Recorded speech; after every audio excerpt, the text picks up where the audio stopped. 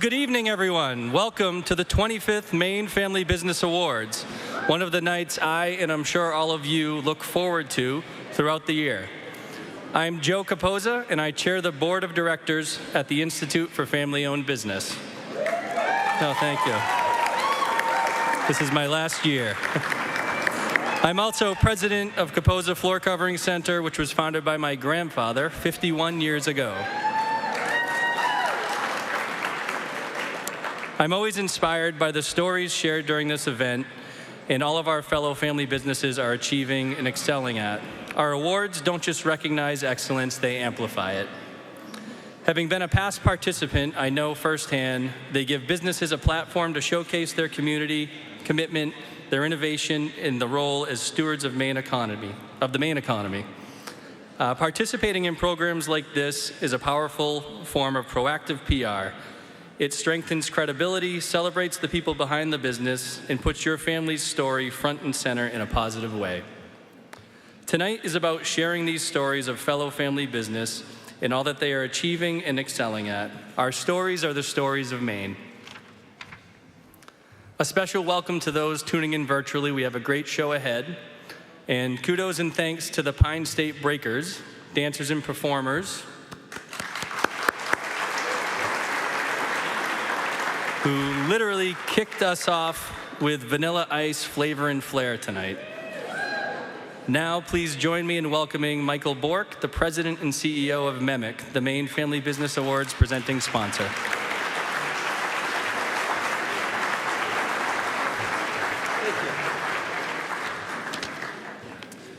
Well, thank you all for being here. We are absolutely honored to be the presenting sponsor again of this fabulous event. It really is an amazing gathering. MEMIC is Maine's leading workers' compensation insurance company, providing workers' comp insurance to more than 17,000 employers in Maine and their estimated 300,000 employees. Now, I know we always think about Maine as a small town. When you start to think about those numbers, though, that's a little bigger than you might expect. But very important to us. It probably means that we provide workers' comp to many of you in the room today. So be careful on your way out. This is still a work event, sort of, so we want to be safe. I have a couple of things to say, but I first want to make a repeat announcement. I'd be remiss in my role today if I didn't take a second to share some good news for all of you MEMIC policyholders out there. This morning we announced that at another event that in November, MEMIC will issue our annual dividend. So in the first week of November, you'll see $19 million back into Maine's economy, back with those thousands of employers. We know you will put it to good use. That amounts to about 11% of what you paid us in 2022. So thank you for being safe out there and for helping to produce that dividend. Well, you all know the facts about family-owned business in Maine. I won't steal Catherine's thunder. I'm sure she'll have some numbers and statistics for you. But it is very clear that family businesses are the backbone of our economy. That is a thing about Maine, and it's something I heard Senator King talk about earlier this week. Maine is really a community, maybe even just a big family. We're all tied together here in so many ways. And this room tonight is a perfect example. If I could actually see you, I would be able to tell you that I look out and see MEMIC policyholders. I see the independent insurance agents who sell our product. I see business partners and vendors. I see members of my board of directors, Kevin and Meredith out there somewhere. I see many friends. I see community organizations that we're part of. I see an innkeeper couple at a wonderful inn I stayed at this summer. I see coworkers. I see representatives from some of my favorite Maine beer companies. I see people from the greenhouse where I bought pumpkins on Sunday. I see a roofing company that replaced the roof on my camp a few years ago. I see classmates from UMaine, and I see the son of one of my favorite former coworkers. I see the things that I love about Maine. I see this community we call Maine. Tonight represents some of the best things about our home state, about our connectedness, about our work ethic, about our self-determination, and about how we cheer each other on and how we support each other. So tonight, I'm not only the proud leader of the MEMIC group, but as a proud Mainer who is inspired by the work and spirit of hope and promise that it takes for each of you to do your part of this big Maine family. So thank you and congratulations. Have a great night.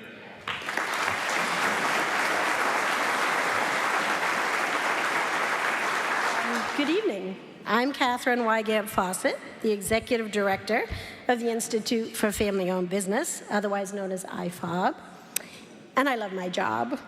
Every day is different. Every member and their business add special meaning, wisdom, and yes, flavor to Maine's rich smorgasbord of entrepreneurs and industry leaders. All of you in this room are living, breathing examples of Maine family business excellence we are celebrating tonight. We look forward to this event all year. It fuels our work and it feeds our souls, as we hope it does yours. Tonight is all about the Institute's and our extended IFOB families' celebration of the people behind Maine family business, shining a spotlight on your family's unique story in a positive way. And we put the zest into Maine products and business culture, and we are what folks from all over the world picture when they think of Maine. That signature reliability, creativity, and quality. Tonight's reception featured many food and beverage items served that use Nielsen Massey flavoring as a special ingredient. Nielsen Massey has a multifaceted relationship with the James Baird Foundation, and we're proud that over a dozen Maine-based business companies and professionals have received the James Baird Award over the years.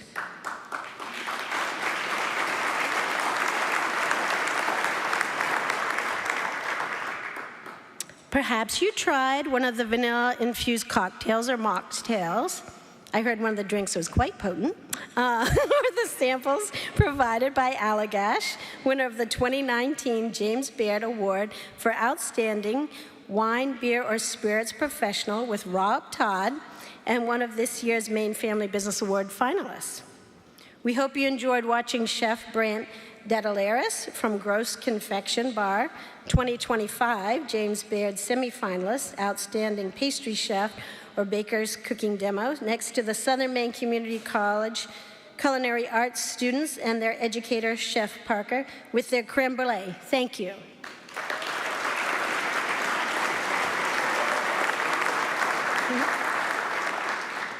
And delicious coffee from Mary Allen Lindeman, owner, founder, and chief creative director, Coffee by Design, and 2025 James Baird semi-finalist, Outstanding Professional in Beverage Service, who also won our 2002 Maddie Corson Small Business Award. We trust you enjoyed these treats and will have fun using your own vanilla sample later in your own creations. They're all on your tables.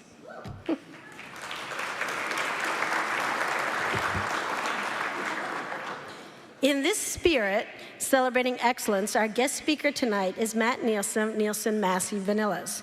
Family-owned and operated in Illinois since 1907, the company is trusted by chefs here in Maine and around the globe for premium vanilla and flavor products. Like so many family-owned businesses, Nielsen Massey represents multi-generation commitment to excellence. This year, we are thrilled to launch the IFOB Maine Futures Scholarship. The $2,500 scholarship, renewable for up to 4 years, and a special $1,000 award to another amazing student, provides tuition assistance to high school students attending accredited post-secondary institutions, including 4-year colleges, 2-year programs, and trade schools. The funds are possible through generous contributions by IFOB members, including Mascoma Bank, Janet Colcross, Broadreach Public Relations, and Shaylee Fender. Thank you.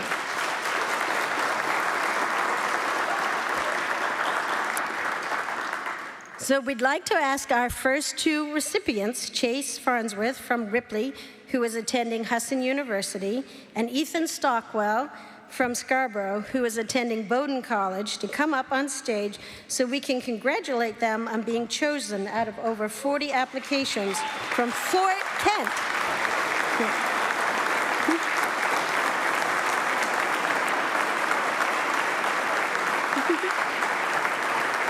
They're the next generation.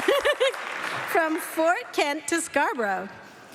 As they make it up to the stage, they're fast, they're kids. we have a donation QR code on the back of our program book and up on the screen. Hopefully it's there, yep. And we'd love you to please add your name to the list of donors with whatever you can to help us help more young students in Maine. Congratulations, and we look forward to you being with you on this journey as you build your dreams to your future and Maine's.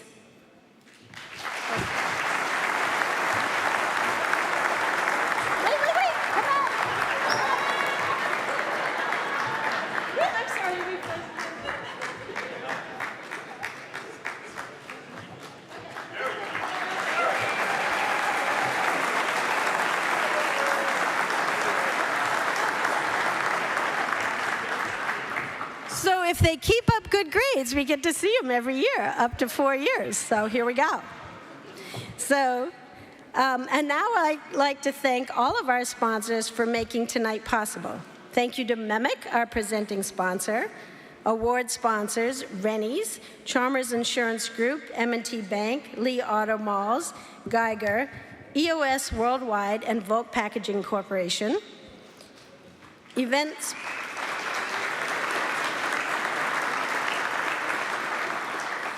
Event sponsors, Decor, Machias Savings Bank, Live Streaming, Family Enterprise USA, Entertainment, Shipyard Brewing Company, Social Media, Flight New Media, Showcase Blue Roots, Finalist Video, Capoza Floor Covering Center, Old Port Specialty Tile Company, and Floor Life Solutions, Audio, AV Tech, guest speaker for the awards and luncheon tomorrow, Barry Dunn.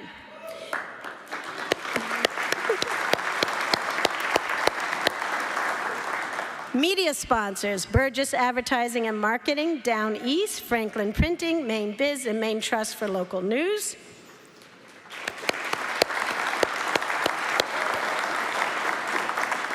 And other sponsors include Bangor Savings Bank, Oakhurst, Zachow Construction, the Breakwater Group at Morgan Stanley, Camden National Bank, Cross Insurance, Hussey Seating Company, Maine Community Bank, Norway Savings Bank, Hammond Lunder, and Androscoggin Bank. And our tables. We have lots of tables.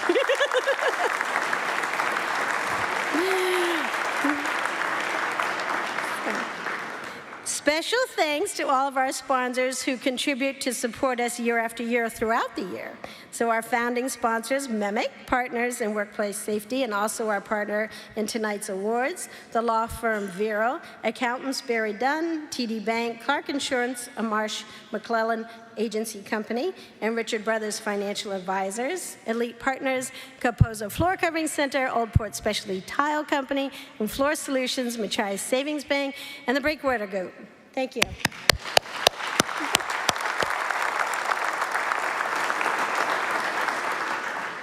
I'd also like to give a big shout out to our volunteers, including our board and advisory board. Please stand. We appreciate that. Thank you.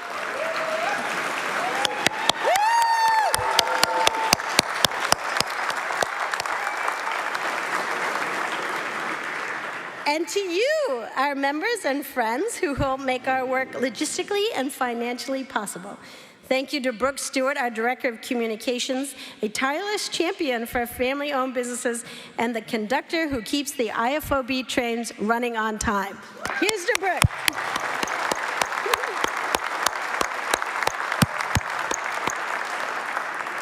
All right. Thank you to Deirdre Wadsworth, President of Hardypond Construction and Vice Chair of the Institute's Board, for facilitating the judging process for this year's awards. Many thanks to our talented team of judges who undertook the difficult work of narrowing what was a truly impressive field of contenders from an all-time record of over 500 nominations.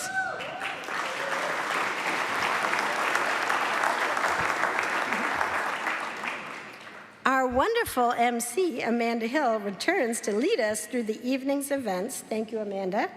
We love having you here, and we are thrilled for you and your husband as you welcomed your son into the world this summer. We know you'll be a terrific parents. So sit back, relax, have a cookie, and enjoy the show. I was honored to facilitate this year's judging process. I think I can speak for the judges in saying that we loved reading all the applications, hearing about the heart and hard work that all of you put into making your businesses great. You are all winners. Before we hear from the finalists, we'd like to thank the 19 semi-finalists.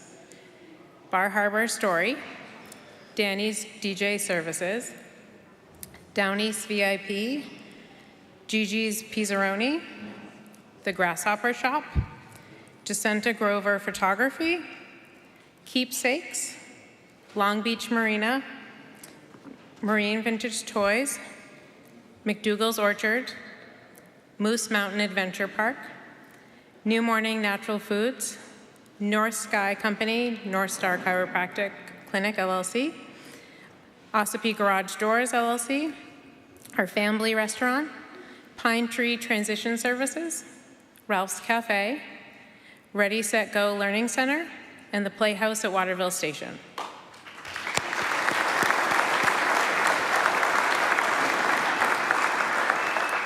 You should all be very proud. This is our largest pool of applicants ever. Thank you for your commitment and dedication. Please enjoy your frame certificate and your complimentary membership to the IFOB for the rest of the year. We'll look forward to seeing you at some of our events. Now let's hear from our 25 finalists.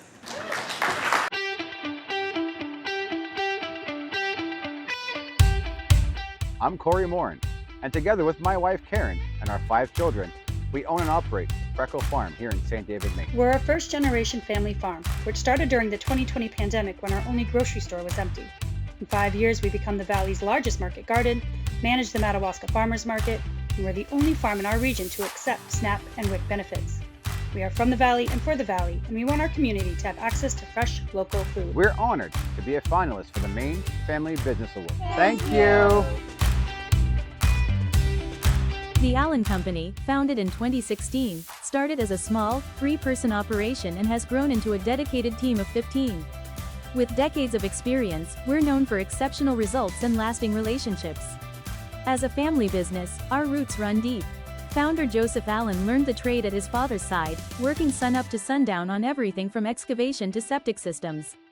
Today, that same work ethic lives on, with Joseph's 5 children already pitching in, building the next generation of craftsmen. Because for us, family isn't just part of our story, it's who we are. 6 years ago, Bob Kraft and David Pike took over 2 IGA stores in Maine. From fresh produce and quality meats to bakery treats, a wide selection of fresh seafood and convenient meal solutions, salads, and other store delights. For the shoppers, it's more than about buying groceries, it's about community connection, supporting their local YMCA, Rotary Club, American Legion, youth sports, local food pantries, and supplying food for many community events. The definition of community service, this store provides community service to help people and help us that are out there helping people. For 125 years, the Ray family has been grinding mustard in Eastport, Maine. I'm Kevin Ray. And I'm Karen Ray. We're 4th generation owners of the last traditional stone ground mustard mill left in North America. Because we're committed to authenticity and quality, and we're stubbornly old school. We are proud of our great team here at Ray's Mustard. And to be part of a supportive community where mill renovations now underway will keep us grinding mustard for generations to come. And we're honored to be in the company of our fellow Maine business owners who have been nominated tonight. Hi, I'm Andrew Bracey, first generation owner of AB Heating, Cooling, and Electrical. Erica Bracey, first generation owner. Brendan Bracey, second generation. Caleb, second generation. We pride ourselves on providing energy efficient and green equipment to our customers so they can reduce their carbon footprint. We've grown from 3 to 9 employees in the first year and a half, and we install a wide range of products to meet our customers' needs.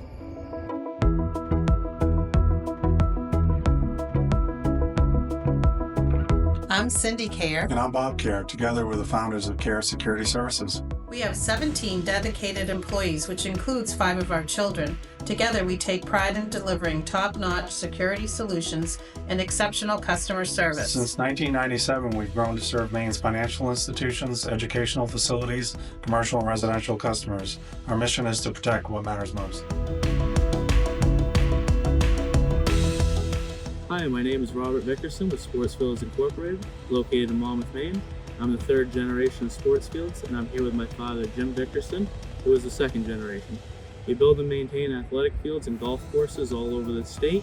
We can do service with our own team, or we can provide you with materials for your team. One of the more notable things our company has done previously is revitalize Mount Peniel Golf Course in the late 80s. And one of the more recent notable items we've done is build a new soccer field for Bowdoin College, which will hopefully help them put them in contention to host as a practice facility for the 2026 FIFA World Cup. Thank you very much for the nomination, and I hope you guys have a wonderful night. Hi, I'm Celine of Maine, and I'm the owner of Celine's Fly Shop in downtown Gardner at the confluence of Kennebec River and Cobbossee Stream. And this is Shop Dog Happy.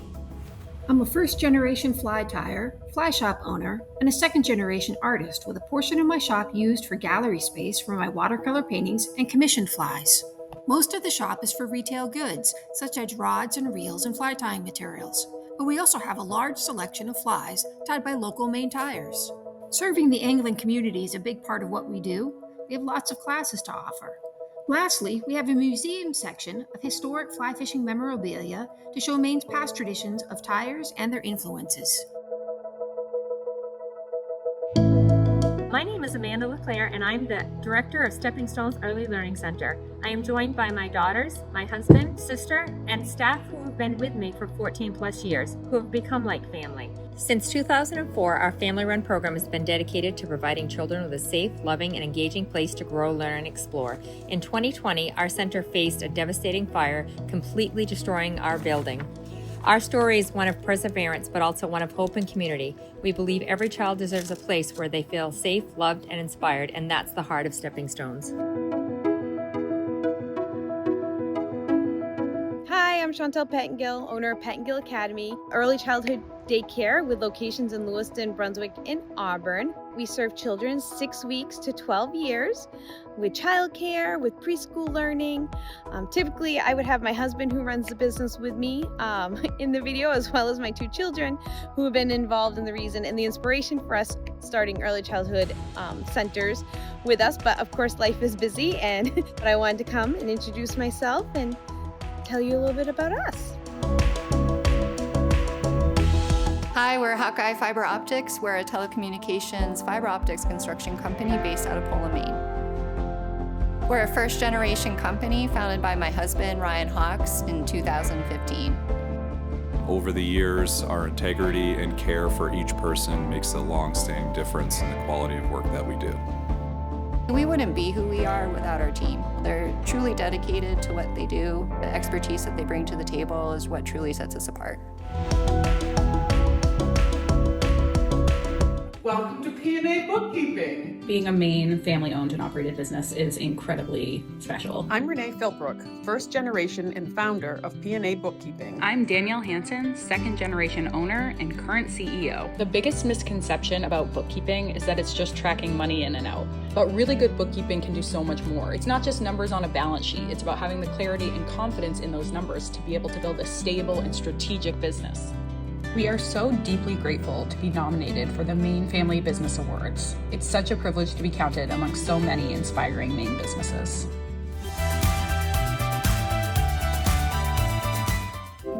How do you build a family business, a venture passed down through generations? Often inherited, a family business can also be chosen. Lauren and Greg moved to Maine to work together to create something meaningful. Their employees look to them for future planning, financial advice, professional coaching, goal setting, and simply being a soft place to land. Staff stick together through life's ups and downs. We are the Craig Narin and Causeway Restaurant in Sprucehead, Maine, and we are a Maine family business. Hi, my name is Christina, and I'm the founder of Positive Play, where training and playtime come together to create an exceptional experience for dogs and the people that they love.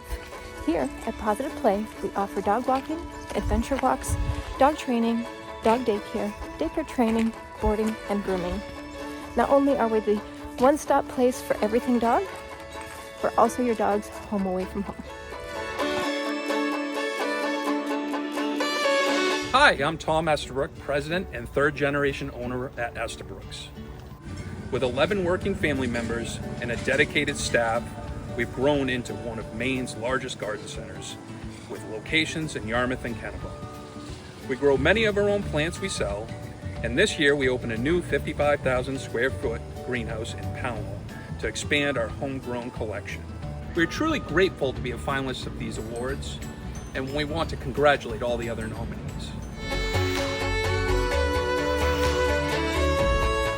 Southpaw Packing Company, Incorporated, evolved from a modest family operation to an influential industry name. Its commitment to social responsibility deepened, inspiring all those who are part of its journey. While Southpaw Packing is deeply rooted in tradition, it is equally driven by forward-looking vision. Slicing through the stigma demonstrates that care, courage, and community can coexist at the heart of a thriving business. Come on in and visit our family and visit our unique market. Hi, I'm Christina Benoit. And I'm Greg Benoit. We own and operate Benoit's Design Co. We use our name to honor the tradition of family businesses in the state. Today, we create timeless products that celebrate recreation, the outdoors, and the life you make. From etched glassware to felt pennants and banners, to maps and art prints, everything is crafted in small batches right here in Westbrook, Maine. We are Benoit's Design Co. Made for the life you make.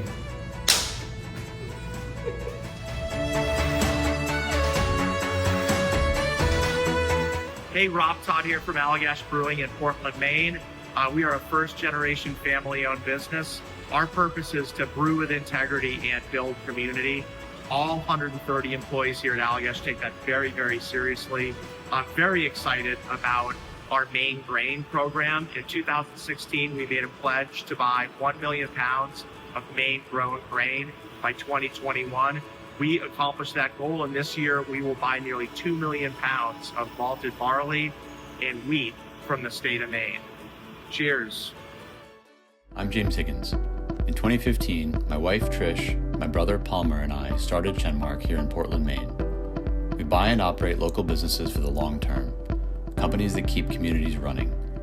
From Piscataqua Landscaping in Elliott to Captain Fish's Cruises in Booth Bay Harbor and Thos Mosier in Auburn, where 56 craftspeople build heirloom furniture by hand. Our job is to help our companies thrive for the next generation and the one after that by investing in people, protecting culture, and raising the bar year after year. Hi everyone, I'm Janine and this is Mancini Electric, a company that began in 1966 by an Italian immigrant who had a vision, and that man is my dad, Anthony Mancini. He truly is a testament of the American dream. My brothers, Gino, John, and myself, as well as our extended family, our employees, are proud to continue this dream. We are a second-generation electrical contracting company. No jobs is too big or too small. Every project carries the pride of a family tradition passed down to us. We are honored and humbled to be a finalist for the Maine Family Business Awards. I'm Dr. Dan Figueredo, and I'm a first-generation dentist and founder of Thrive Dental Studio. We're proud to be a first-generation family business built right here in Maine. My goal was to create a practice where patients feel genuinely cared for, like family. But our mission goes beyond dentistry. We believe in giving back, supporting local organizations, schools, and community events to help Maine families thrive. At Thrive Dental Studio, it's about building healthy smiles and a stronger community together. Hi, my name is Jake Mishu. I'm a development officer at M&R Development. I'm Ashley Risbera, the Director of Marketing here at M&R Development, a second generation Risbera. M&R is made up of two families, the Mishus and the Risberas. They've known each other for 50 plus years. What makes M&R very unique is the bond between these two families. Yeah, the Downs became an opportunity for our families, and we got together and we decided that we were going to have a legacy project. We're proud of our people, we're proud of what we're creating, we're proud of our children, we're proud of what we have here for the future, and what this holds for future generations. I'm Bill Risbera. I am second generation of Risbera Brothers Construction. We've been in business for 57 years. We are proud of our heritage. We are proud to work with our family. I'm Maria Rivera. I am a third generation member of this company. I'm Garrett Rivera. I'm also a third generation. Rivera Brothers, I'm a project manager. I was able to work with my father, my grandfather. I get to work with my kids. We love it. Being a third generation, it makes me proud. I want to live up to everything that my family has done and continue that into the future.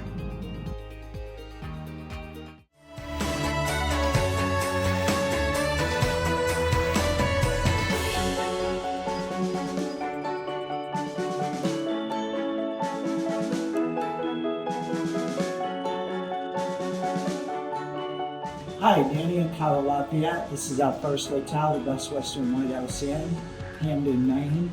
We have 30 family members that work with us and over 1,000 associates that help us build the company. Lafayette Hotels was founded in 1982 by Carla and Danny Lafayette. The company has grown to over 30 properties around Maine and New Hampshire, where countless family memories are made each year. Whether it's a warm greeting at the front desk, a spotless room, or helping champion the cure, we're here to make a difference.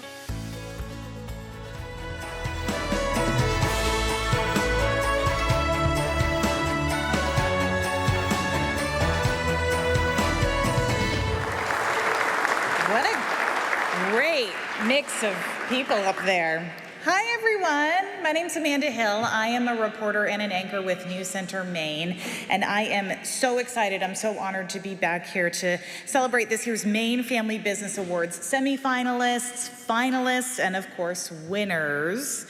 As you know, some of you, I grew up in Maine myself, and my husband and I, as Catherine mentioned, are raising our own little Mainer.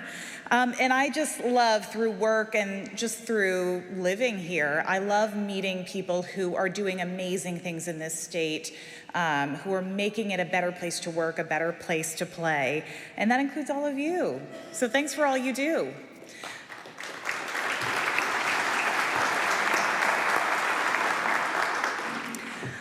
First, we're going to watch a video, but then I want to introduce you to our special guest, Matt Nielsen, Strategic Advisor, Corporate Development, and third generation owner of Nielsen Massey Vanillas Incorporated. And if you don't recognize Matt's name or that of his company, you probably have experienced their award-winning flavors. Take a look. To some, the word vanilla means bland or boring. But for the family business Nielsen Massey, vanilla is something special. A special plant that yields a special flavor and forms the basis for a special company that's always been part of their lives.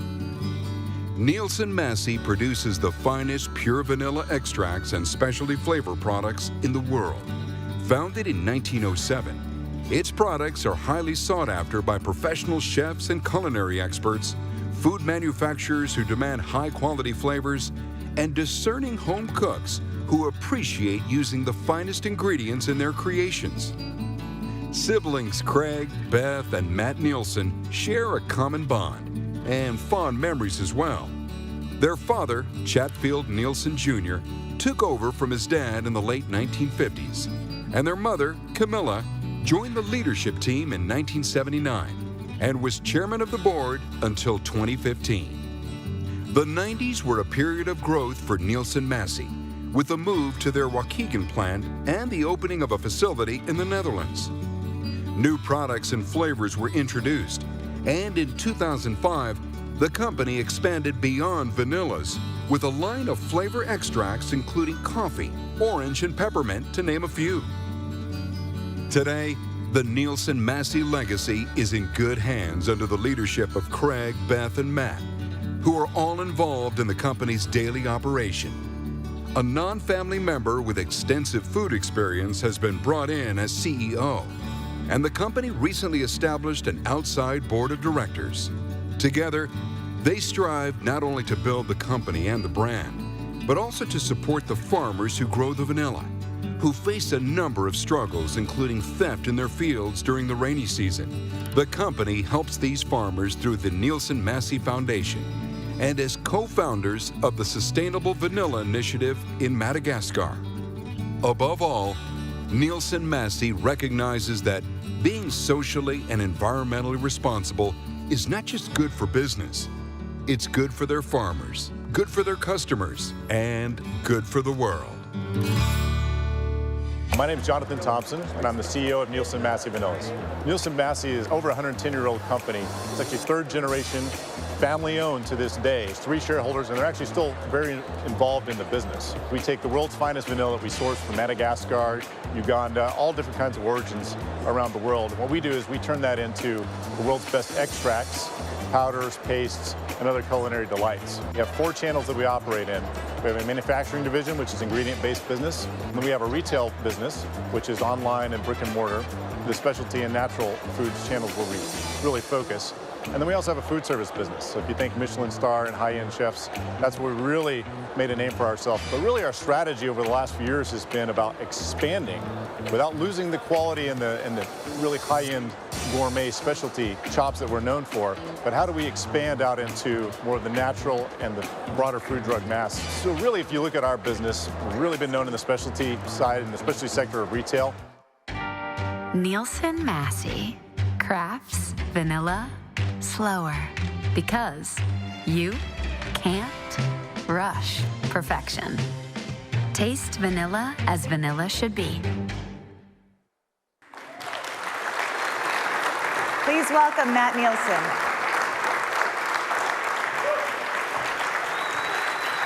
Hi, Matt, how are you? Nice to see you. We want you over here, if that's okay. Perfect. We're just going to have a little chat. That video is a little embarrassing. Is it? Wow. I thought it was great. It's cool to see the history and to see people speak about our business. But yeah, we're a family business like everybody else. We're not very good at promoting ourselves, right? So, and we feel a little embarrassed when people do promote us. So There's that's why. A lot of humility in this world. Yeah. For sure. You know what should be embarrassing though, Matt, is I understand this is your first time to Maine in 30 years. Yes, it is. Sorry. Ooh.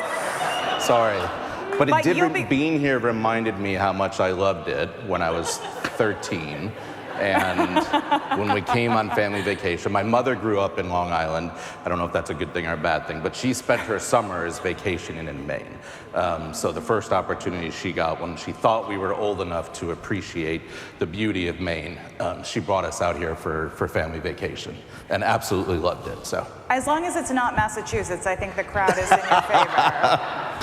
Let's talk about your role specifically in this business. How has that evolved over 30 years? Yeah, I mean, when I joined the business a long time ago, we were much smaller as a business. We were like a $10 million business. I still remember the year that we broke 12 million, meaning we did, essentially $1 million a year. My parents had a catalog and let the employees pick anything out that they wanted, and so it was a huge celebration. And now we're much bigger than that, but we still celebrate those milestones. But when I joined the business, we were really small. I mean, there were 12 employees. I came in right out of college, which is not something we recommend anymore. Apparently I did something wrong, I don't know, but wore a lot of hats, just as most family business members did. So when I came in, for the bulk of my career, I did sales and operations.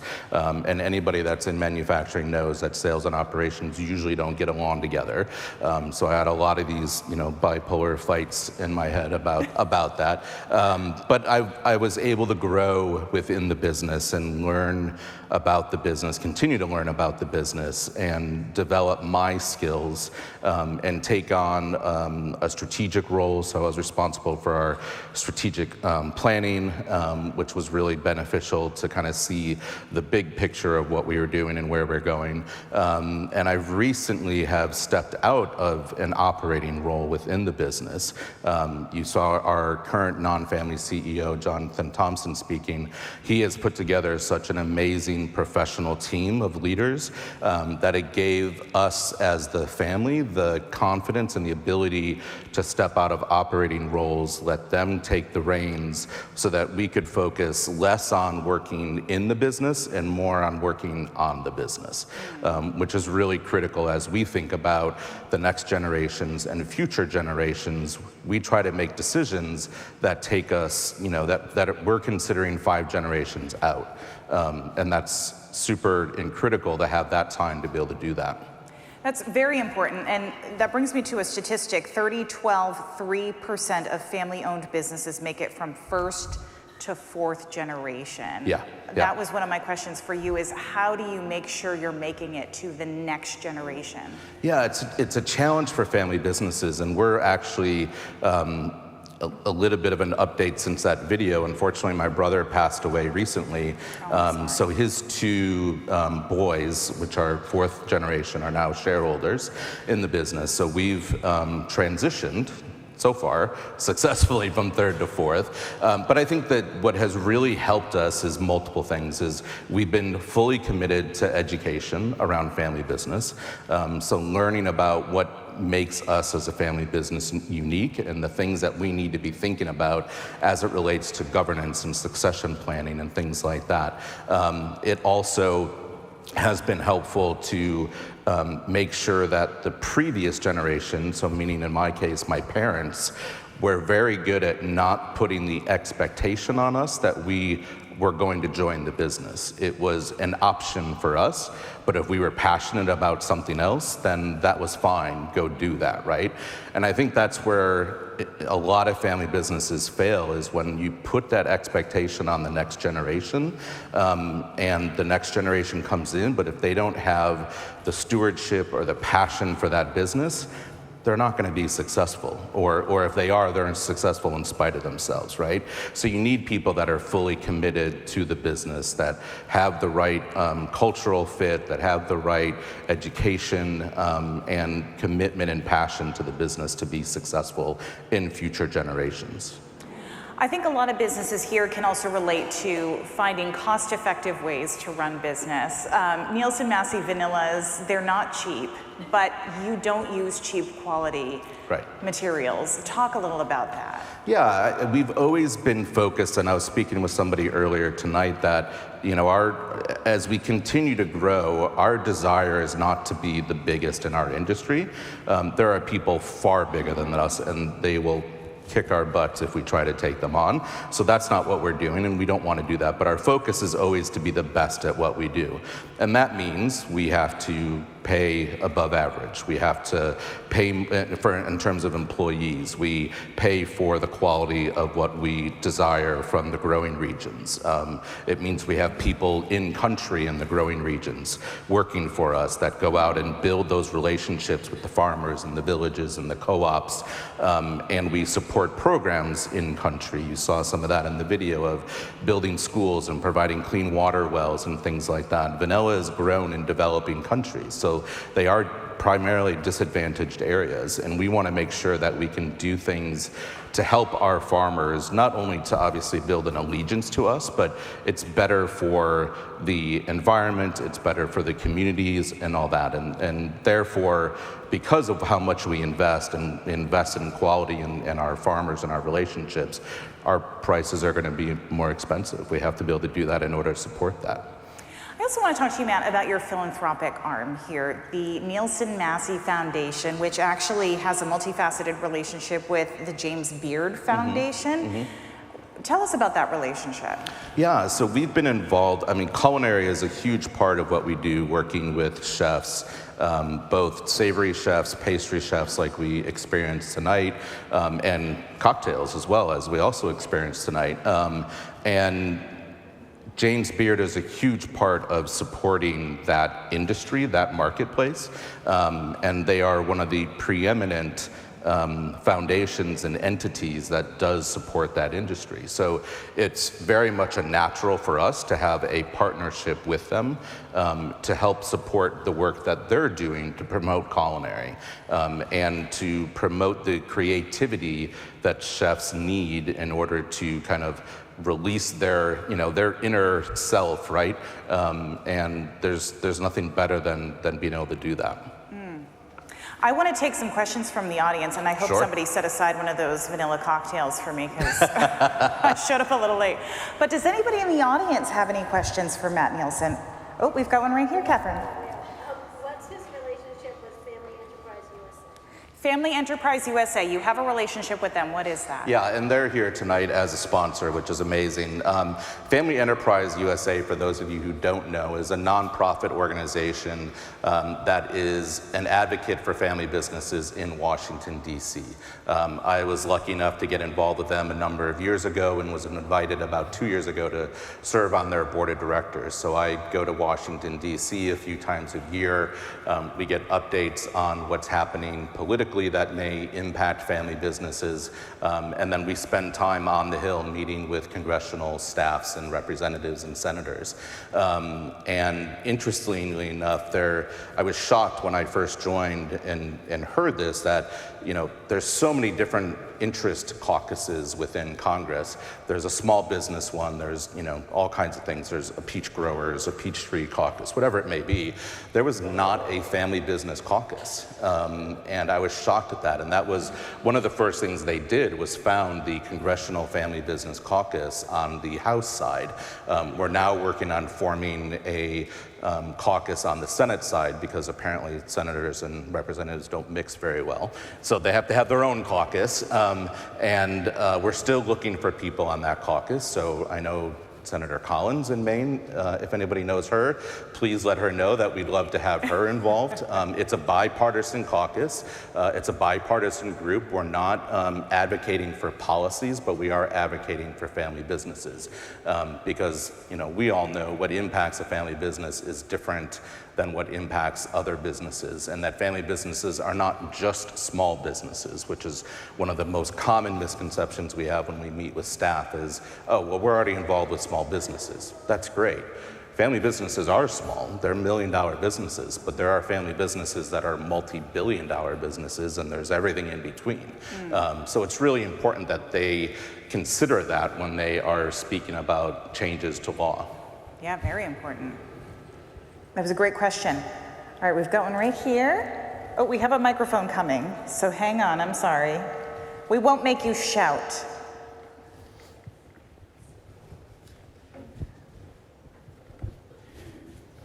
I think I know the answer to this, but I'd like to be curious. Why Madagascar and Uganda? They have something special in terms of the essence you need? Yes, that's exactly right. So vanilla only grows 10 to 20 degrees north and south of the equator. So it's a very finite space, and it needs a certain environment. It needs, we are proponents of using trees to support the vines that actually produce the vanilla beans. So you need forest area, you need kind of tropical forest, you need a slightly sloping ground so that the vine's not sitting in water but gets water. There's a lot of technical things to it. Vanilla originated in Mexico, and it was taken during the colonial days to places like Madagascar and Indonesia and French Polynesia and Uganda and places like that. It just so happened that it thrived, particularly in Madagascar, particularly as Mexico declined in their vanilla cultivation and production, to the point now that Madagascar actually supplies 80% of the world's supply, which is honestly a bit of a dangerous, obviously, position to be in. Anybody knows in business is you don't want to have 80% of your revenue coming from one place or 80% of your supply coming from one place. So we're working, and it's part of the effort with the Sustainable Vanilla Initiative that we helped found, to expand vanilla cultivation and promote other growing areas such as Uganda and Mexico and India and places like that where it can thrive. Another great question. Oh, we've got one right over here. I can't see anything, so I don't know how you're seeing hands. I'm just doing this. We're only getting like the first 4 people in the What rows. was the most important thing you did to grow from 12 million to the next step, and what was the most challenging aspect of that growth? Well, bringing me into the business, first of all, was the number one thing. We're very big proponents thus far on growing organically. So everything has been done organically, meaning we went out and got the business, right? We sold the product, we brought it in-house, we brought those sales in-house. So a lot of it was that, and was just continuing to build our reputation and our brand recognition through all the different channels that was mentioned on the videos that we sell into. A big part of it over the last 5 years has been our push from specialty natural retail stores into more mainstream supermarkets has been a big part of it, as well as, honestly, in the last year and a half, Costco has been a huge growth piece for us. But also as we've grown internationally as well, has really all contributed to it. I think, we haven't necessarily had challenges per se. I mean, certainly they were there, but for everybody that we've brought in to help us grow the business, including our non-family CEO, our message to them still remains to being like, we want to be the best, right? Like, we're all for growing because you have to grow as a business, otherwise you're going to die, and we don't want that to happen. Our plan, our goals are to continue to perpetuate this to future generations, but don't mess with the quality, right? Like, everybody we bring in, that's the message to them, is you can grow, you can talk about changing things, but if it impacts quality, it's a non-starter. We won't go there. I like that a lot. Anyone else? Oh, one right back here.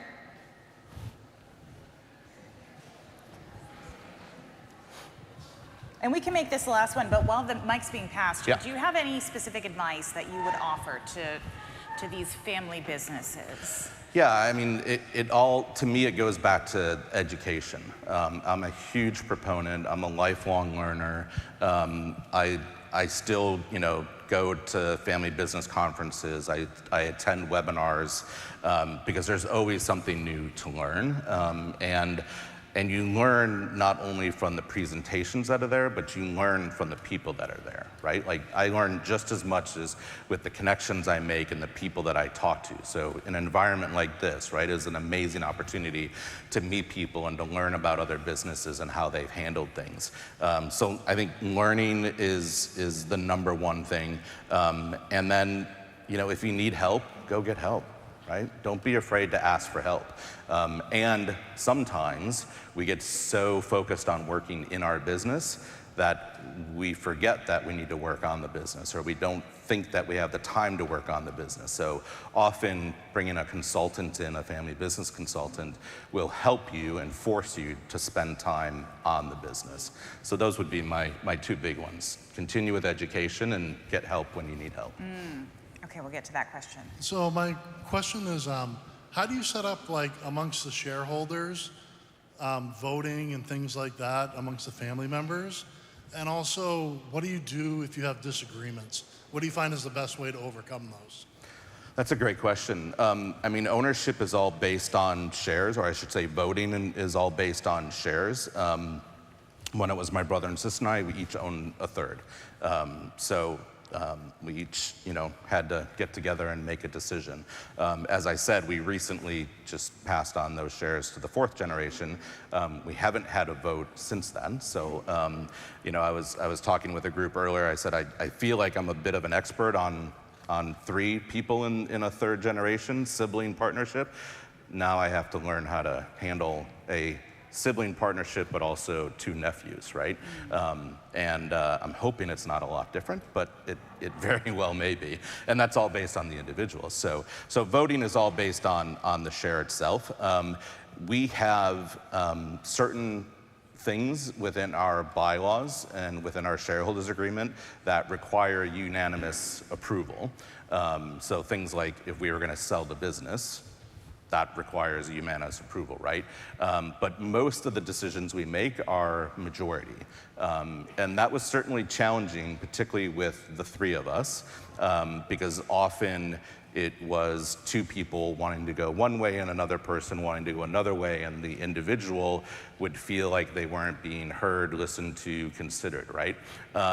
And that's part of also why we brought in our independent board of directors and our non-family CEOs to partly alleviate some of that decision-making from the three of us as operators in the business or even as the board. But even so, there were still, shareholder decisions that we have to make.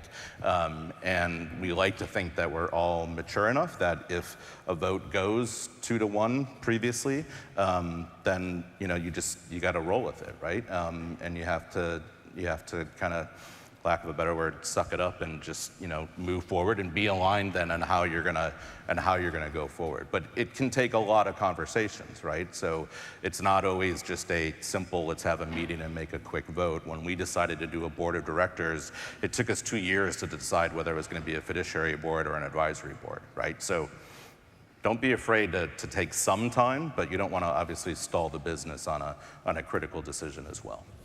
This has been very informative. Thank you for sitting down with Yeah, us. thank you. Hey, if you want to learn more, you can actually hear more from Matt tomorrow during IFOB's featured guest. You'll be with a more intimate lunch discussion with Tammy Buss, who is the founder and family business advisor for Blue Roots. Yes. I know you guys have a relationship with them as well. Tammy's a cousin from the north in Canada, and we'll chat with Matt about building a legacy and succession planning. Matt, thank you so much. Thank you. Appreciate it. Thank you. Yeah,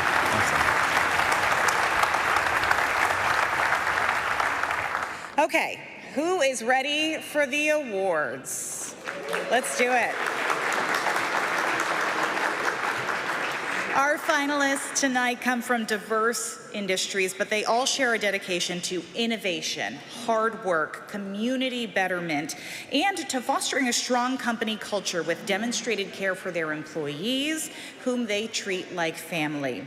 For this year's awards, we received a record-breaking 505 nominations from all across the state of Maine. From there, judges discussed and debated and ultimately narrowed things down to 44 semi-finalists, then just 25 finalists, and finally to the 7 winners that we celebrate here tonight. It's a lot of work. As one of the judges put it about all of the participants, I want to hop in the car, go visit each one of them, give them a hug, and say thank you. So thank you to Deirdre Wadsworth for facilitating the awards and helping us narrow down the field.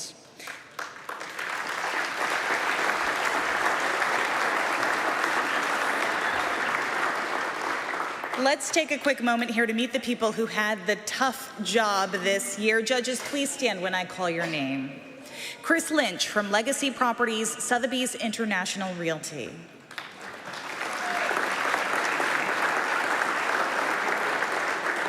Jennifer Johnson from Franklin Printing.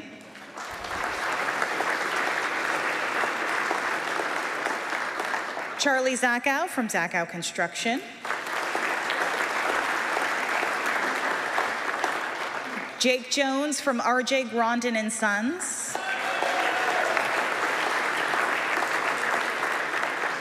And Katie Rooks from M&T Bank. Thank you, judges, for your thoughtfulness and care. All right, the moment we have all been waiting for, time to meet the 2025 Maine Family Business Award winners. If we call your name, come on up to the stage and accept your award, and you're welcome to say a few words. So for this first award, I'd like to invite David Geiger, president from Geiger, to the stage to help me present.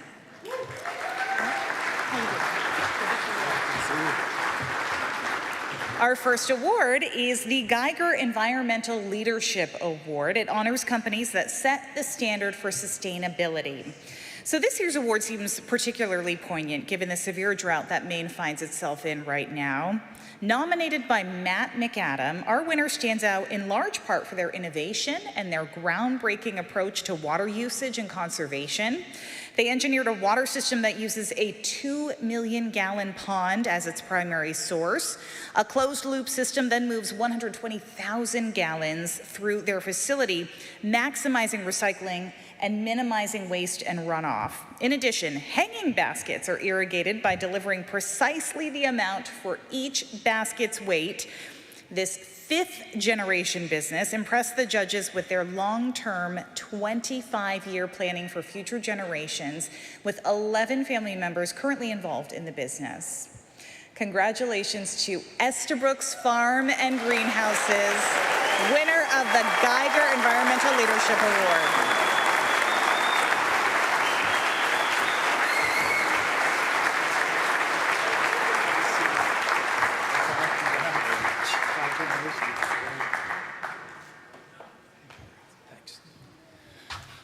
wow, you can't see anyone up here. So I kind of wrote something, but it doesn't really fit because I didn't really talk about sustainability. I talked a lot about family and whatnot, but we're super proud of our new production facility. It is the leading state-of-the-art facility here in the state of Maine for horticulture. We're extremely proud of the zero runoff, full water recycling. Just so you understand, we have been in a severe drought. And this fall we grew about 8,000 mums in the greenhouse and tested our pond to its fullest capacity and only lost 4 feet of water. So the limited water that we had off the roof continued to fill that pond, and we were able to not use 1 drop of water and be completely sustainable. We also don't have any runoff of our fertilizer, which is huge for the environment also. One thing also that's notable about this new production facility is that it was an old airport. It was sprayed with waste oil for probably 25 years. We also cleaned up a waste dump to build this facility. So we're extremely proud to be a steward of the environment, to lead the huge efforts in horticulture right now for growth with our population growth here in the state of Maine. So thank you for this award. We truly appreciate it. And I want to thank my family and my employees. We wouldn't be here without both of you, and we appreciate you. Thank you.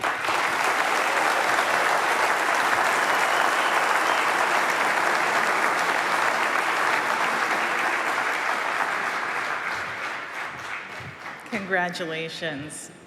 I would next like to invite Phil Cohen, Maine Regional President from M&T Bank, to the stage to help present the next award. The M&T Bank Innovation and Technology Award recognizes companies that have developed new methods, ideas, or products that solve a problem or improve significantly upon a previous solution to a problem. Nominated by Diana Nelson, this year's winner adopted an AI technology that responds to leads, takes calls, and sets up a variety of mundane yet critical parts of their development, construction, and design business.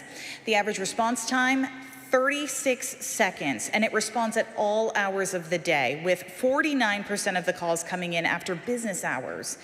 This technology, quote, enables our team to step away from their desks and connect directly with our customers, end quote, which in turn has helped increase employee retention. The judges loved how many family members are working at the company, and keep resources focused on signature projects like the Downs in Scarborough.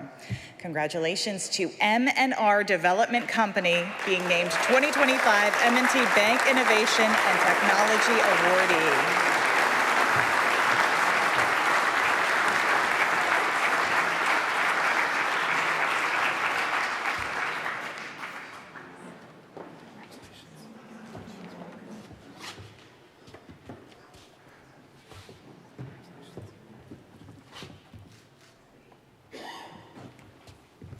Thank you very much. I'm actually Dan Bacon, not Amishu or Risbera, but I'm joined by Ashley Risbera. Jake Mishu couldn't attend tonight because he's actually tending to family. But M&R is a 2-generation development group that does a variety of things, from property management, the AI technology that was mentioned, all the way to community building, construction, and everything in between.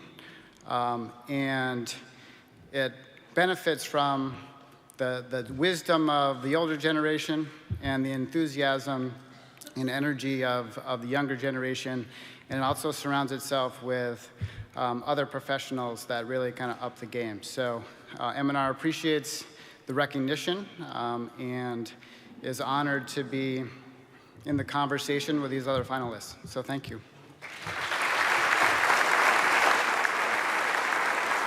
Okay, I would next like to invite Laura McDowell from EOS Worldwide to the stage to help present our next award. The EOS Worldwide First Generation Award recognizes outstanding companies that have not yet transitioned from one generation to the next. Nominated by Travis Roy, this year's winner is what we can only describe as a bridge generation because the two owners worked in the business since age 14, and no, they're not twins. And they felt like they were part of the previous owner's family, so much so they bought the company in 2018 when the original owners retired. 15 of their own family members are employed between two stores now. Employees average 20 to 40 years tenure. They offer college, senior, and veteran discounts. Given their dedication to neighbors helping neighbors way of doing business, it's no wonder they recently won the Hometown IGA Proud Award from 8,000 IGA stores nationwide. Congratulations, Callis IGA and Orono IGA, winners of the 2025 Porch Roofing First Generation Award.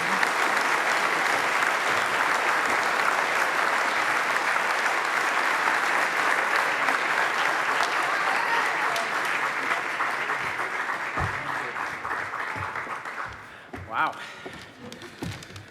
Whew. We definitely didn't expect this. It's quite an honor. Dave and I have been in the business for a long, long time. Started shopping at the IGAs when we were little kids and eventually started working there and working our way up through the line, and now we're owners. Got over 150 employees. Our two stores are 100 miles apart. And you're right, I can't see anything up here. Yeah. So we're definitely pretty shocked at this. We're very humble. Dave and I and our families are very humble people. First of all, we want to thank our employees, our customers, communities, friends, families for making this happen. And the previous owners, Ed and Kathy Bell, they believed in us to carry on their legacy. They had been doing it since 1976. So we kind of took that on. They trusted us to do so. They sold us the stores almost 7 years ago. Without any of these amazing people, we wouldn't be in this position, certainly wouldn't be standing here right now. Secondly, I'd like to thank the Institute for Family-Owned Business for hosting. This event is awesome. We've never been here. It's amazing. We're a little starstruck. I got to meet the owner, Allagash. Best day ever. Best day ever.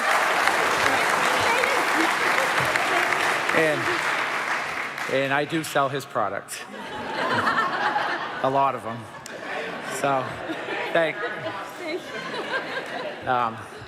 and we sell raised mustard, and they're our neighbors down in Callis, and we sell a lot of their products too. So, thank you to the judges for looking at us and seeing who we are and what we do. It means a lot. And everyone here deserved to win. And I'm glad we did, but everyone here should have won. Yeah. So Travis Roy nominated us. He's a good friend of ours and a long-time customer, and we appreciate that immensely. In today's world, there is tough competition in the retail world. Everything's changing day to day. We do our best to keep up with it. We're successful because we continue to invest in our stores, our employees, our communities, and offer the best service quality and best prices we possibly can. We're truly blessed to be here, and we appreciate this immensely. Thank you all. Thank you.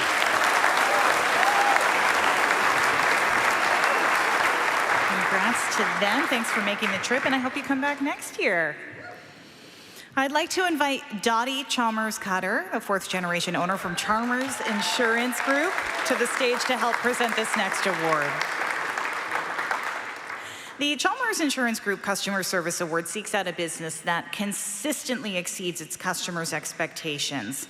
Nominated by Natasha Fredette, this fourth-generation family-owned company still uses the original mill from the 1800s and the last traditional stone ground mill in North America. They've had to train employees to service the machinery because no one else provides that support. So while customers expect the quality and taste that grinding mustard seeds the old-fashioned way can provide, what exceeds their expectation is the cutting-edge ways that the company is steadily becoming more efficient and more widely available. They've expanded beyond their regional roots to build a strong national presence through e-commerce and wholesale partnerships, and they're now available in all 50 states. As one judge put it, small business but mighty team history. They have a new museum, by the way. And longevity of the company has enabled them to create more full-time jobs in the remote, tiny town of Eastport. Congratulations to Ray's Mustard, this year's winner of the Chalmers Insurance Group Customer Service Award.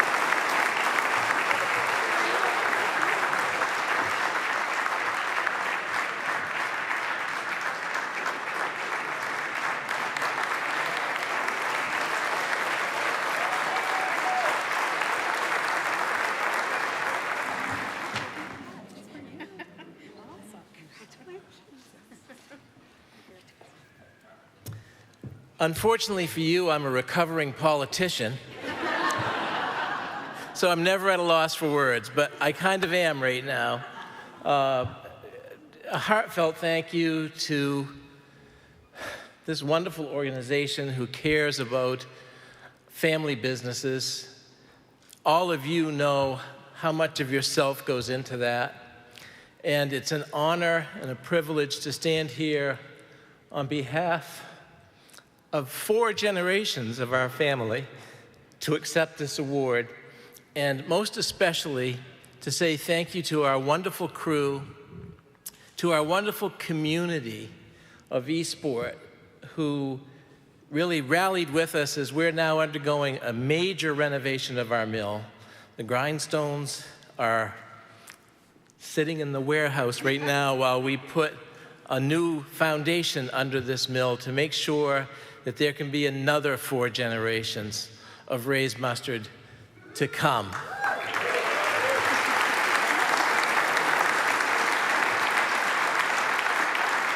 And none of it would be possible without this lady. Karen is the mustard maven of Maine.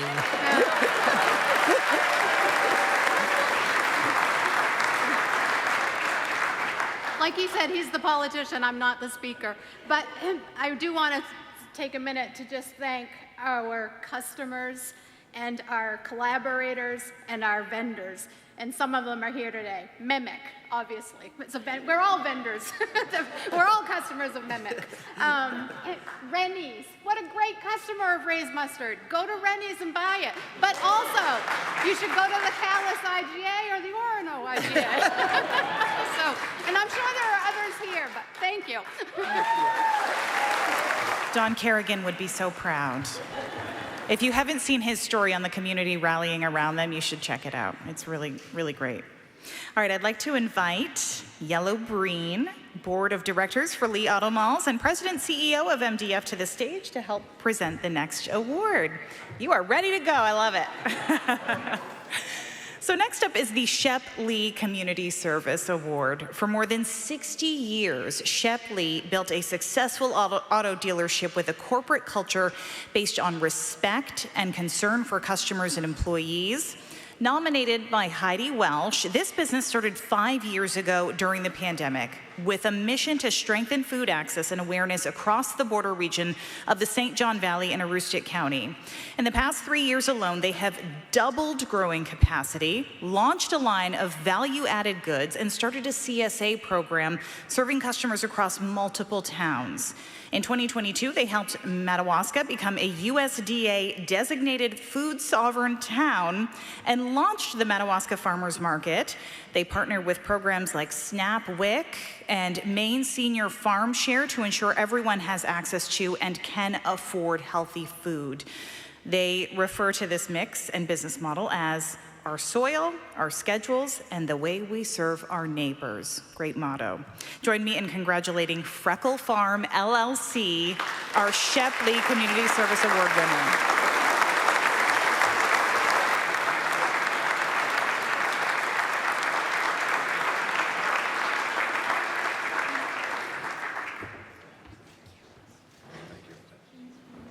First and foremost, I want to thank our nominator, Heidi.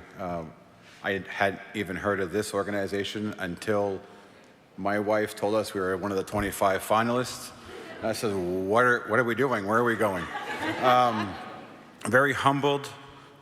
We do what we do because we love to provide for our neighbors. We love to provide fresh local produce. It started, as you saw in the video, from COVID, store shelves. We know that some of the produce and different shelves weren't as full. And I said, you know what, I grew up on a potato farm. I can grow some food. I got a big family, I got to feed them. And that's where it started. And then the community just rallied behind us, supported us, and we just continue to grow, and literally and figuratively. So thank you very much for this opportunity. My wife and I are, again, very humbled, and enjoy the rest of your evening. Thank you to the rest of the finalists.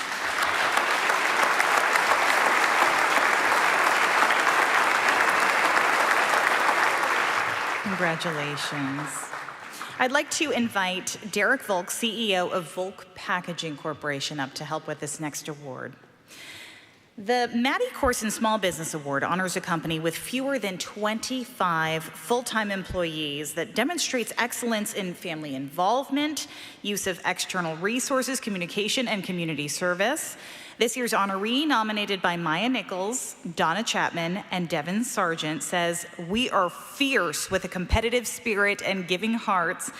Our mission is to ignite a food revolution with diversity, integrity, and humane practices that creates economic growth and a skilled labor force." 4 family members help lead the business, including a second-generation member who is one of their meat cutters. And since buying the company in 2019, the family has seen rapid growth.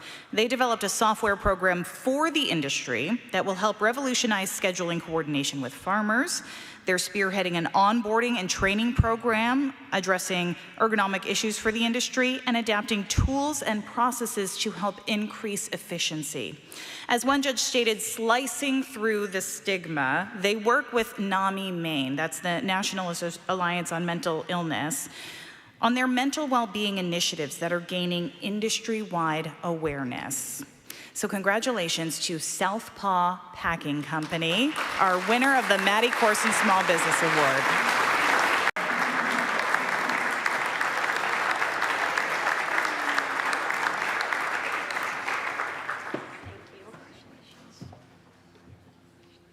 Totally did not expect this, and really shocked.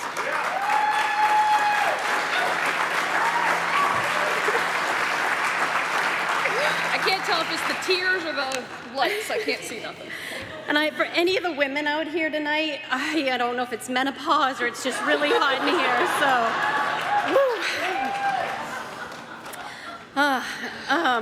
Again, I'm really shocked. We are honored to be here. We didn't know anything about this until we were nominated and we got the phone call. And it's just kind of been a whirlwind. We are truly grateful. I've been grateful for this experience and all the people that I'm meeting on the way, and I'm excited to be a part of this family. I had a big speech prepared because they said prepare a speech, but I have to tell you that tonight it's really about family. My mom is here with me tonight, and while you are all here with your families, I want you to hold them, thank them, hug your mom, because while we are here tonight, the rest of my family is saying goodbye to one of their family members. So it's really important that we do embrace our family, that we work hard, and that we do celebrate our good moments when we have them with each other. Because right now, I don't know about you all, but family businesses are really struggling. And we have to rely on each other to get through every day. And I can tell you, I have my daughter standing beside me. She kicks butt, slinging the knife, and running the market. My other daughter is down there. She also helps us in the business. So I am really grateful for all of our family support, and I'm really thankful for this award. You have no idea. That's a message better than any prepared speech. I'd like to invite Holly Margaritas from Rennie's to the stage to present the next award. Our final award of the night is the Rennie's Large Business Award. This award honors a company with 25 or more full-time employees that demonstrates excellence in family involvement, use of external resources, communication, and community service. Nominated by Celine Free, this business started 30 years ago, selling 250 barrels in Maine. Fast forward to today, the company employs 150 people full-time, sells 100,000 barrels annually, and their product is distributed in 23 markets around the U.S. and 3 other countries. They use Maine grains from Maine farmers. Employees have voted them a best place to work for 11 years in a row, as they have a pilot program which encourages any employee to try their hand at creating a new beer by suggesting a recipe concept, which has led to the release of hundreds of beers. And the judges loved their sabbatical idea. If we tried to describe their support of community programs and groups, we would be here all night, and nobody wants that. So we'll just say this company has donated $5 million to the local community. For these and many, many more reasons, the IFOB is proud to name Allagash Brewing the 2025 Rennie's Large Business Awardee.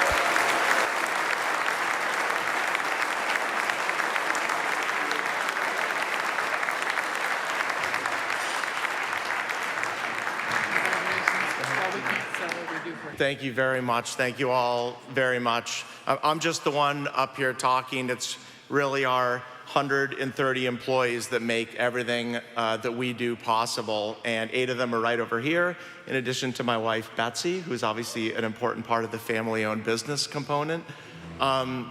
We have a saying at the brewery, we're good together, and really what that means to me is the more beer we sell, the more good we can do. And as we've grown, that's really been the fuel for us to do more good. You heard me on the video talk about our Maine Grains program. We've been able to grow that from about 20,000 pounds a year to almost 2 million pounds a year of Maine grown grain. And as we've grown, we've been able to grow our philanthropy program. We pay our employees to volunteer in the local community. So with that growth, again, we're able to do more good. So, and you know, it's to do the good that we do, which is very, very important to our culture. It's a lot easier to do that in easy times, but as we all know, running family-owned business times aren't always easy. And if any of you have read the paper lately, you probably know that beer business is not the easiest business these days. But because we're family-owned, we can continue to do this work that is so important to us. So. Finally, I want to thank you for all of your support in allowing us to continue to grow the business. The community has just been so supportive to us. And I also want to thank Bob and Dave from Calais and Orono IGA because you all have been supporting us for years, and we really, really appreciate it. So, no, thank you all for your support, and hopefully we'll continue to be able to grow and do more good. Thank you.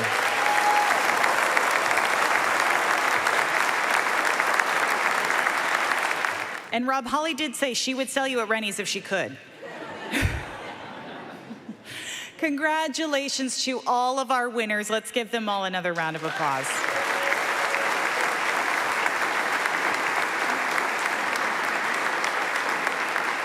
And thank all of you for coming out and celebrating the accomplishments of these exceptional companies. IFOB supports individuals and family businesses' ability to thrive through educational programs that we were talking about with Matt Nielsen, networking, relationship building, and peer advisory groups. You can read about some of their upcoming programs in your program book and on the website at fambusiness.org. Winners and honorees, join us back here on stage for photos. Don't leave. Finalists and semi-finalists, remember your framed certificates and your free membership to the IFOB for upcoming programs. And congratulations to all of you. You're all doing amazing work. Thank you. And have a great night.